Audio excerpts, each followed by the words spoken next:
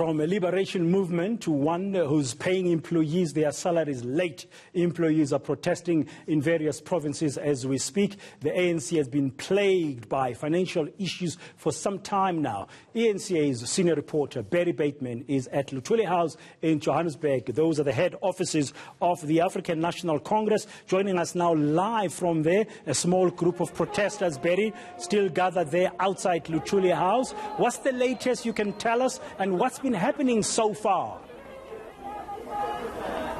Yeah, good afternoon, Dan. Well, it was about 30 minutes ago that the group started gathering not far from here at Luthuli House. But as you can hear, and you can probably see, that number has grown quite a bit. There must be about, I suppose, 150 employees and supporters who have gathered out here singing song.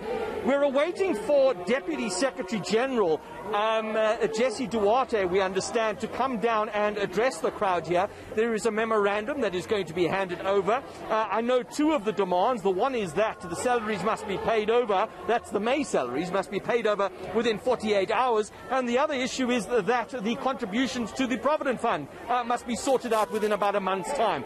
But I can tell you, Dan, it's not confirmed just yet, but some of the people here have told me that the salaries have been paid in. I've spoken to one of the leaders. He said he hasn't received his salary, but one of the other senior members of the ANC I've spoken to, who is employed, says that he has indeed received his salary. So it appears there does appear some movement in Luthuli House's bank accounts, but we're going to hear some more from that from Jesse Duarte in a short while from now. Yeah, I see somebody beginning to address the crowd there.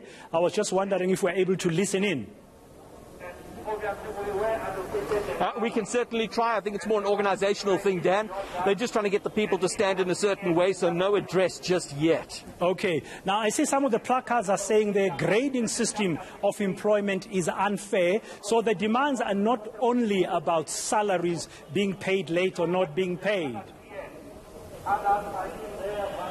Well, Dan, I think it's a general gripe and demands related to the workplace at the ANC, and not just at Luthuli House, but throughout the organisation, going down to the provinces and the various branches. So it's the salary increments.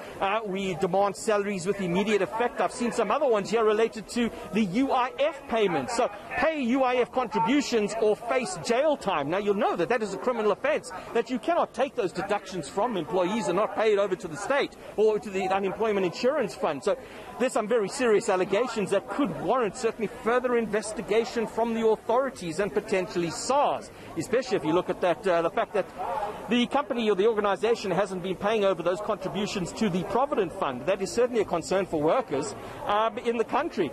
So various demands, and this protest is not just happening here at Luthuli House, it's at the various branches and in other organisations around the country. But I suppose this would be the high-profile one, given where we are. Yeah, and I think in an election year, with a new political party funding law coming into place, all kinds of challenges.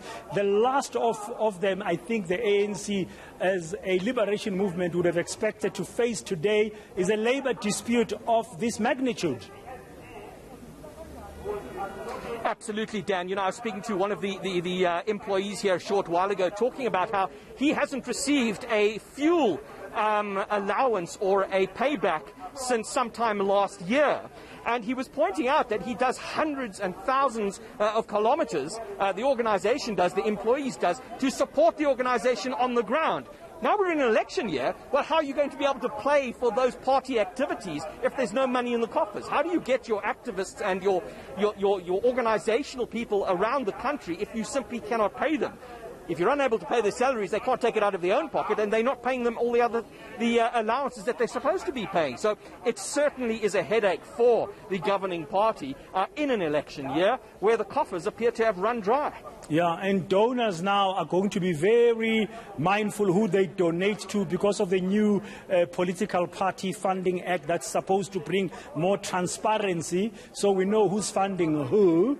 And I guess one of the biggest costs for any organization and company is your employment cost, your staff costs and all of that. And the ANC has grown to be very big since 1994. Recently we saw those video clips that were sort of leaked to the media with Paul Mashatile, the Treasurer General, saying they have to cut staff as well in order to manage the costs. That's the reality of running a big organization. You need the money.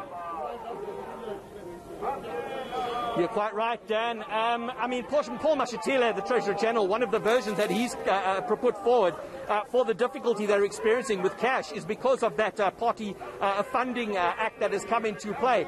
But what the critics say, what the employees say, is that the difficulties that have been experienced with paying salaries predates that. It predates the act. It predates the COVID-19 pandemic, and it goes back as far as November 2018. So it's almost convenient to now blame it on these issues, but it appears to be a deeper underlying issue within the management of this organization.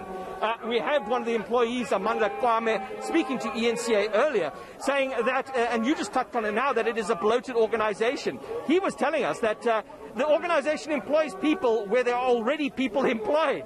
So they're doubling up on staff where they actually don't need these services. And then, of course, we've also heard about the ghost employees. So it is appeared to be a bloated payroll that needs serious auditing. But we've been told that this is going to be happening. I suppose it's just a matter of time to see whether the ANC has the stomach to start cutting down on staff. Yeah, they need very good human capital management by the sound of it. We'll have to wait and see, Barry Bateman, when Jesse Duarte, the Deputy Secretary General, will come down and address those employees, and we'll catch you later. That's Barry Bateman outside the head offices of the governing party. That's the African National Congress, ANC for short, Luthuli House here in Johannesburg. We'll continue tracking that story.